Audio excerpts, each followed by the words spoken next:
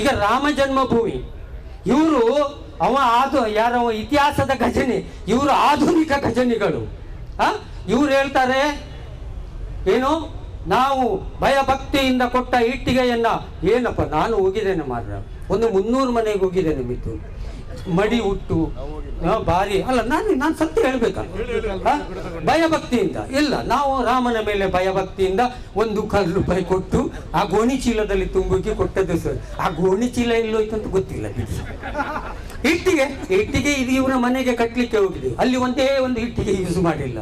ಹಾಗಾಗಿ ಇದು ಏನಂತಂದ್ರೆ 5 ವರ್ಷ ಸರ್, 5 ವರ್ಷಕ್ಕೆ ಒಂದು ದೇವಸ್ಥಾನ, 1000 ವರ್ಷಗಳ ಇತಿಹಾಸ ಇದೆ ಕೇರಳದ ತ್ರಿವೇಂದ್ರಂ ಅನಂತ ಪದ್ಮನಾಭ ದೇವಸ್ಥಾನಕ್ಕೆ.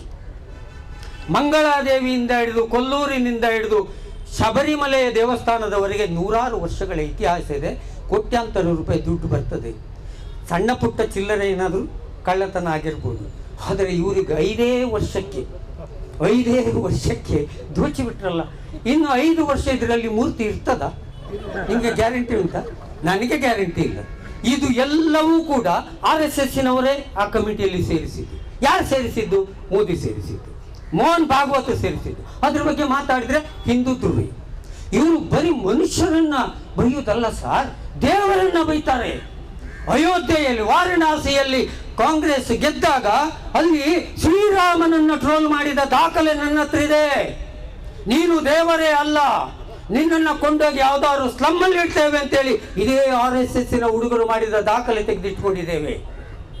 ಯಾರು ಕೊನೆಗೆ ತಪ್ಪಿ ಇವರ ಅಪ್ಪ ಅಮ್ಮ ಏನಾದ್ರು ಮನೆಯಲ್ಲಿ ಹೇಳಿದ್ರೆ ನೀನು ನನ್ನ ಅಪ್ಪ ಅಮ್ಮನೇ ಅಲ್ಲ ಹೇಳುವ ಜಾತಿ ಇದು.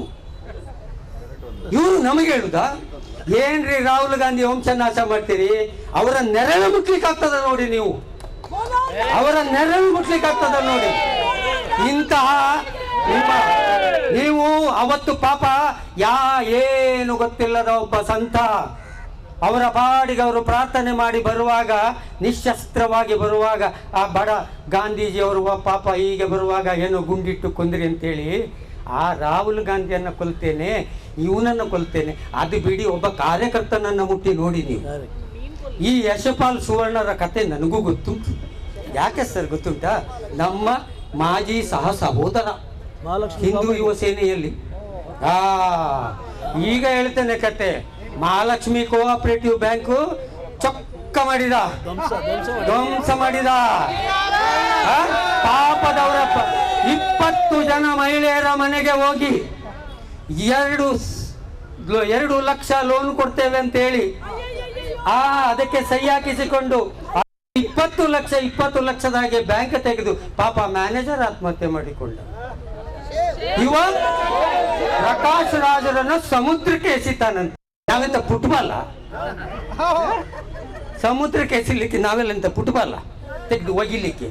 ಈ ಪುಣ್ಯಾತ್ಮ ಇಡೀ ಹಿನ್ನೆಲೆಯೇ, ಇವರ ಎಷ್ಟು ಪಬ್ ಇದೆ ಮಣಿಪಾಲದಲ್ಲಿ, ಏನೇನು ಮಾಡ್ತಾರೆ ಎಲ್ಲ ಕಥೆಯಲ್ಲಿ ಗೊತ್ತುಂಟು. ನಿನ್ನೆ ಅದನ್ನ ಜಾಹೀರಾತೆ ಮಾಡಿದ್ದಾರೆ ನಮ್ಮ ಕಾಂಗ್ರೆಸ್ ಕಾರ್ಯಕರ್ತರು. ಮನುಷ್ಯ ಈ ಪುಣ್ಯಾತ್ಮ ನನ್ನ ಫೋಟೋಕ್ಕೂ ಉಗುಳಿದ್ದ. ಯಾರು? ಆಗ ಕೆಲವು ಹುಡುಗರು ನನ್ನ ಫೋಟೋಕ್ಕೆ ಉಗುಳಿದ್ದ. ಆಗ ಕೆಲವು ಹುಡುಗರು ಹೇಳಿದ್ರು, ನಿನಗೆ ಶಾಪ ಮಾರಾಯ ಅಂತ, ನಿನಗೆ ಶಾಪ ಉಗುಳಬಾರ್ದು, ಚಪ್ಪಲಿಯಲ್ಲಿ ಹೊಡಿಬಾರ್ದು ಹೇಳುದು ನಮ್ದೊಂದು ಸಂಪ್ರದಾಯ. ಯಾರಿಗೂ ಅದು ಬಿಡಿ, ನಾನು ಹೇಳುದಿಲ್ಲ ಅದನ್ನು. ಆದ್ರೆ ಅದು ಶಾಪ ನೋಡಿ. ನೀನು